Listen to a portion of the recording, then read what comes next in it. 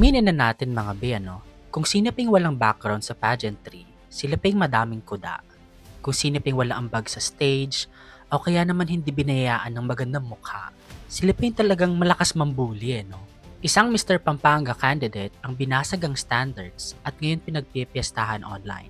Si RJ Perkins ng Mr. Pampanga 2026 candidate, viral matapos ang swimwear performance niya. Hindi dahil sa abs, kundi dahil sa pagiging totoo. Walang tinatagong flaws, walang abs, kundi confidence, presence at charisma ang dala niya sa stage. Habang naka-trunks, buong tapang niyang ipinakita ang kanyang natural na pangangatawan, softer arms, fuller chest at midsection na hindi niya ikinahiya. Plus, that smile at flying kisses, owning the moment. At lalo pang interesting, 21 years old, proud graduate ng Performing Arts sa Toronto, Canada State University, dating pre-BGYO trainee sa Starhunt Academy, at nakapag-appear na rin sa iba't ibang teleserye. Ngayon ay proud na kumakatawan sa Angeles City, Pampanga.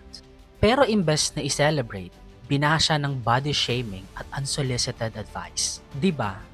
Sa panahon natin ngayon, aminan na natin mga be, kung sino ping mga walang background sa pageantry, siling madaming kuda, siling madaming hanash. Kung sino ping walang ambag sa stage at hindi rin naman binayayaan ng magandang mukha, sila ping malakas mambuli.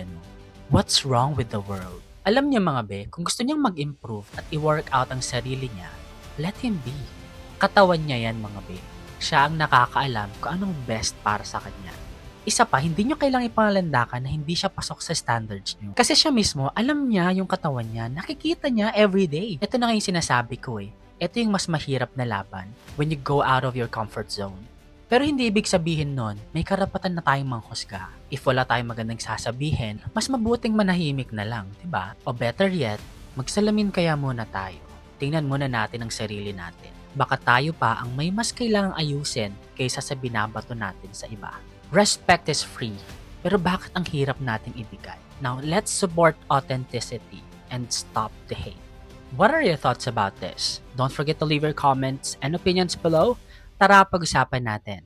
Thank you so much for watching this video. Follow me for more. Bye!